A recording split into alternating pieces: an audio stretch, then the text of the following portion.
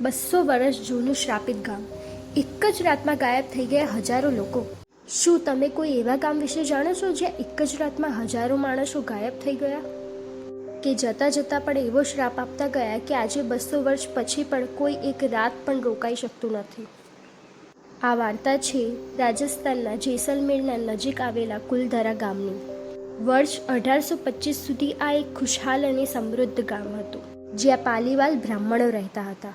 પરંતુ ત્યાંના ક્રૂર દિવાન સલામ સિંહની નજર ગામના પ્રધાનની સુંદર પુત્રી પર પડી, જે જબરજસ્તી તેની સાથે લગ્ન કરવા માંગતો હતો અને ગામના લોકોને તેને ધમકી આપી હતી. પોતાની દીકરીના સન્માન અને આબરૂ બચાવવા માટે આસપાસના 84 ગામના બ્રાહ્મણોએ એક મહાપંચાયત બોલાવી તેમણે ગામ છોડવાનો નિર્ણય કર્યો. એક જ રાતની અંદર હજારો લોકો પોતાનું ઘર બાર અને સામાન બધું જ એમ છોડીને ત્યાંથી હંમેશા માટે ચાલ્યા ગયા. તે લોકો ક્યાં ગયા તે આજે પણ એક રહસ્ય છે. જતાં જતાં બ્રાહ્મણોએ શ્રાપ આપ્યો કે આ જગ્યા પર હવે કોઈ ક્યારેય વસી શકશે નહીં. આજે પણ ત્યાં માત્ર ખંડેર બચ્યા છે.